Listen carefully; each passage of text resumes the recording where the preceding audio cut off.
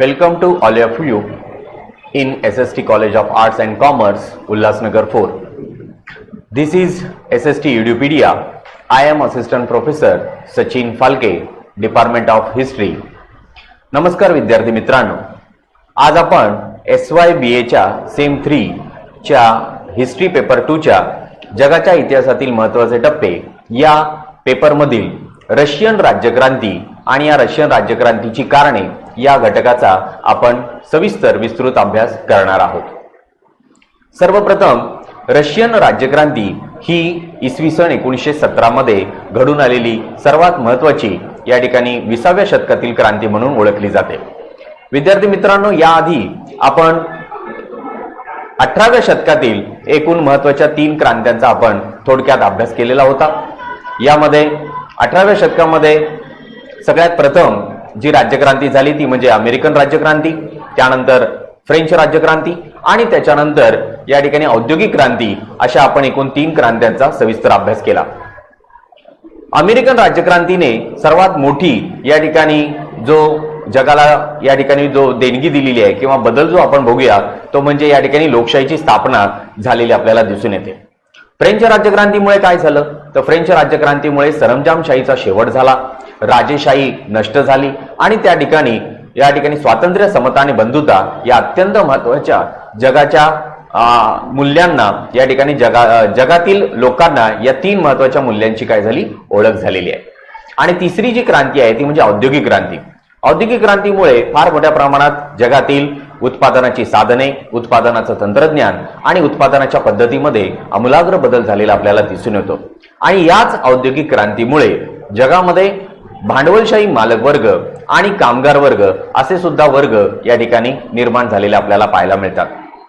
त्याची परिणती म्हणजे 20व्या शतकामध्ये ज्या वेळेला रशियामध्ये ही राज्यक्रांती घडून आली, त्या राज्यक्रांतीला सर्वात मोठं जर या ठिकाणी कारण जर कोणतं असेल तर ते म्हणजे भांडवलशाही किंवा राजेशाही किंवा राजसत्ता या विरुद्ध या ठिकाणी कामगारांचं झालेलं सर्वात मोठं शोषण, आणि हेच प्रमुख या रशियन राज्यक्रांतीचं या ठिकाणी कारण सांगितलं जातं.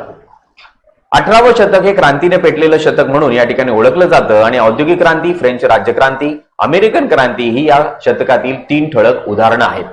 20व्या शतकात सर्व जगाच्या इतिहासात इसवी सन 1917 ची रशियन क्रांती ही अभूतपूर्व या ठिकाणी ठरली, कारण जगातील भांडवलशाहीचं या ठिकाणी उच्चाटन करून जगभर कामगारांचं राज्य प्रस्थापित करण्याचं आणि भांडवलशाही उलटून टाकण्याचं या क्रांतीचं स्वप्न होतं किंवा स्वप्न आहे.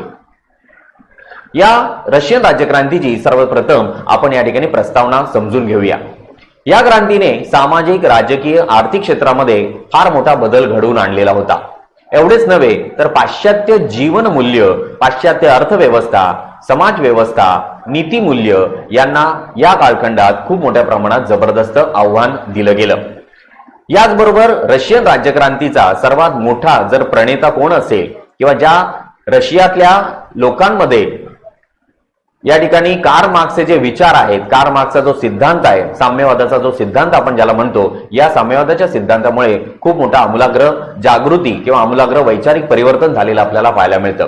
आणि म्हणून कार्ल मार्क्सचा सिद्धांत या क्रांतीने सत्यात उतरला आणि या क्रांतीचं तत्वज्ञान जगातील कामगारांमध्ये लोकप्रिय ठरलं. अशा या रशियन राज्यक्रांतीची सर्वात प्रथम आपण या ठिकाणी कारणे जाणून घेणार आहोत. रशियन राज्यक्रांतीची सर्वात प्रथम आणि अत्यंत महत्त्वाचं कारण म्हणजे समाजातील विषम समाज रचना.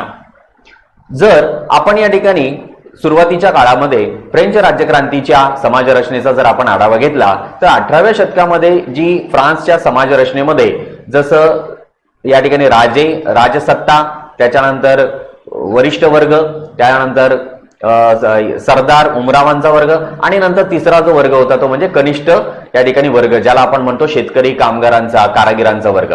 अशीच परिस्थिती आपल्याला 20व्या शतकामध्ये सुद्धा रशियन समाज रचनेमध्ये पाहायला मिळते. रशियामध्ये सर्वात प्रमुख या ठिकाणी 2 वर्ग आपल्याला पाहायला मिळतात.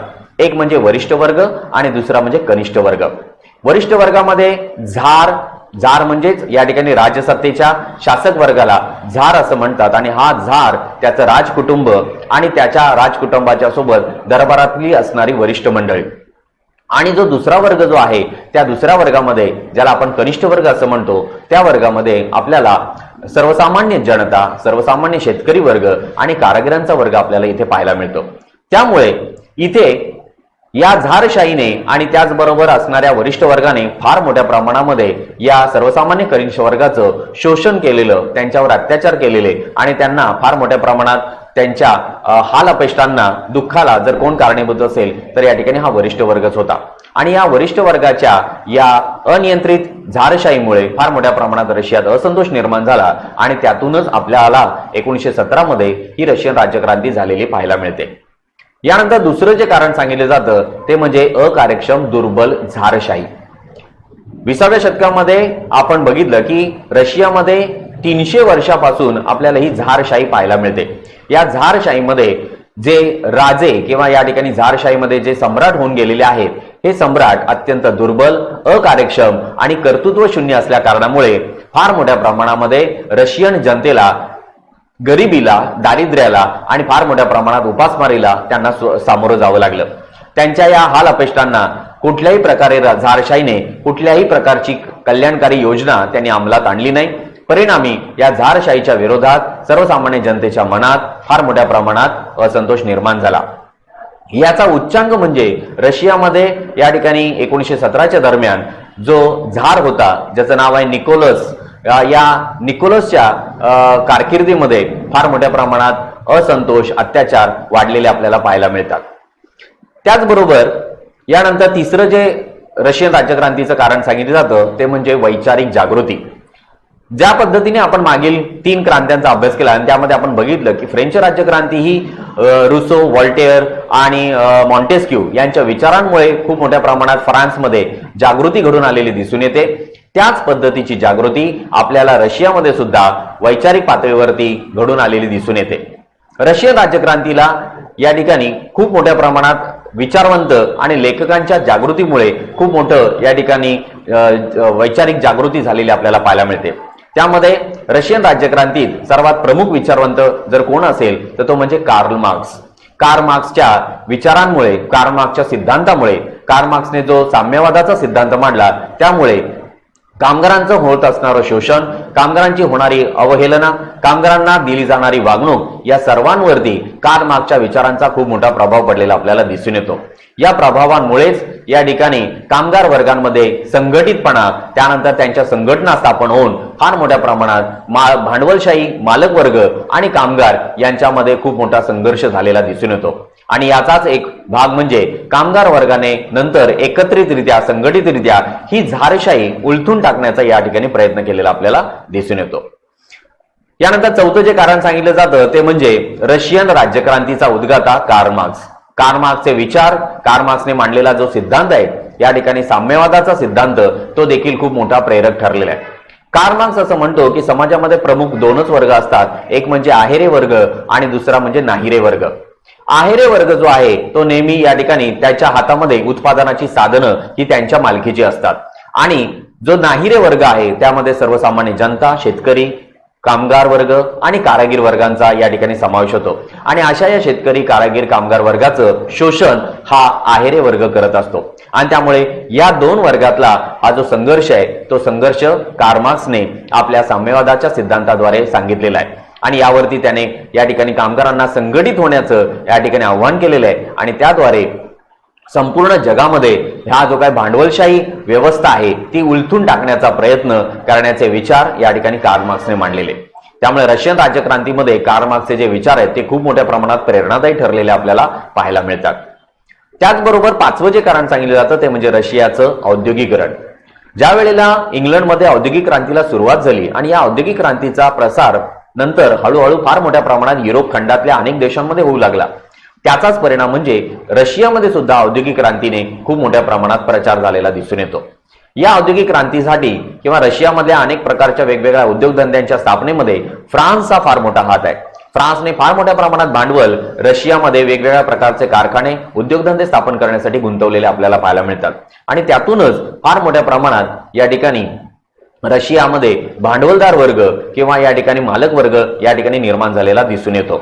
आणि त्याचाच भाग म्हणजे इथे खूप मोठ्या प्रमाणात कामगारांचे प्रश्न, कामगारांच्या समस्या, कामगारांना दिली जाणारी वागणूक अशा अनेक समस्या देखील त्यामधून या ठिकाणी निर्माण झालेल्या दिसतात। आणि हे देखील एक रशियन राज्यक्रांतीचं सर्वात महत्त्वाचं कारण म्हणून ओळखलं जातं।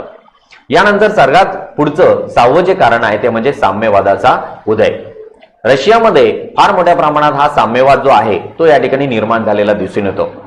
रशियातल्या जनतेला या वैचारिक क्रांतीमुळे किंवा कारमार्क्सच्या विचारांमुळे ते प्रभावित होऊन अनेक मोठमोठ्या प्रकारच्या कामगार संघटना, कामगारांच्या माध्यमातून वेगवेगळ्या प्रकारचे या ठिकाणी संघ या ठिकाणी निर्माण झालेले दिसून येतात। त्याचाच परिणाम म्हणजे रशियामध्ये फार मोठ्या प्रमाणामध्ये 2 पक्ष या ठिकाणी निर्माण झालेले पाहायला मिळतात।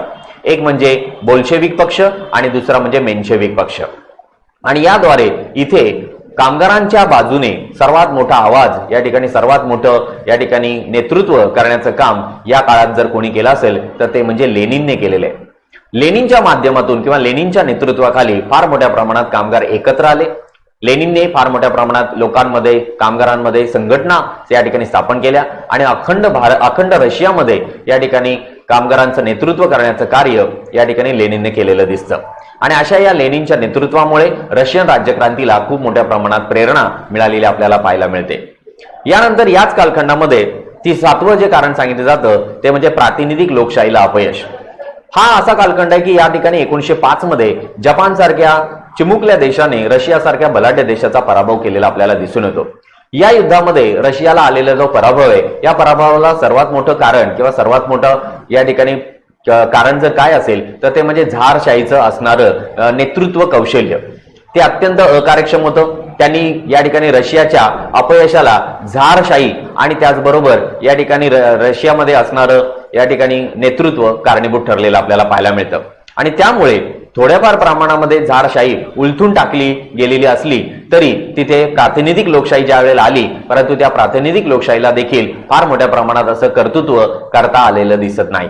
आणि परिणामी पुन्हा एकदा झारने लोकशाही म्हणजे प्रातिनिधिक लोकशाहीची सत्ता पुन्हा एकदा आपल्या हातामध्ये घेतली आणि झारशाहीचं पुनरुज्जीवन केलेलं आपल्याला दिसून येतं। म्हणजे प्रातिनिधिक लोकशाहीला आलेलं अपयश हे देखील रशियन राज्यक्रांतीचं प्रमुख कारण म्हणून ओळखलं जातं। आणि त्याचबरोबर सर्वात शेवटचं आणि अत्यंत महत्त्वाचं कारण आहे ते म्हणजे पहिलं महायुद्ध। इसवी सन 1914 मध्ये सुरू झालेलं पहिलं महायुद्ध आणि त्या पहिल्या महायुद्धामध्ये मित्र गटामध्ये सहभागी झालेला रशिया हळूहळू पराभवाच्या या ठिकाणी उंबरठ्यावर येऊ लागलेला होता। त्याचं कारण म्हणजे अकार्यक्षम नेतृत्व आणि त्याचबरोबर रशियाची असणारी लष्करी सुव्यवस्था आणि त्याच्यातनं निर्माण झालेला पराभव। आणि या सर्व रशियाचा होत असलेला पराभव पहिल्या महायुद्धाचं या ठिकाणी जे पहिल्या महायुद्धात होत असणारा जो पराभव होता हे पराभवाचं कारण देखील या ठिकाणी रशियन राज्यक्रांतीला कारणीभूत होतं। आणि म्हणूनच पहिल्या महायुद्धाच्या इसवी सन 1917 मध्ये रशियाने माघार घेतलेली आहे आणि 1917 मध्ये रशियामध्ये या ठिकाणी राज्यक्रांती घडून आलेली आपल्याला दिसून येते। अशा रीतीने ही जी काही एकूण 8 कारणं आपण जी बघितली रशियन राज्यक्रांतीची, त्या क्रांतीनंतर आता आपण या ठिकाणी सारांश रूपाने याच्यातून आपण काय या ठिकाणी बोध घ्यायचा आहे तर म्हणजे रशियातील जी झारशाही आहे ती उलथून टाकणारी साम्यवादी क्रांती ही रशियाप्रमाणेच जगाच्या राजकीय, आर्थिक आणि वैचारिक क्षेत्रात फार मोठा प्रभाव पाडणारी ही क्रांती 7 नोव्हेंबर 1917 रोजी घडून आलेली आपल्याला दिसून येते। तर इथे आज आपण या ठिकाणी रशियन राज्यक्रांती आणि या रशियन राज्यक्रांतीची कारणे आपण या ठिकाणी सविस्तर पाहिली। धन्यवाद।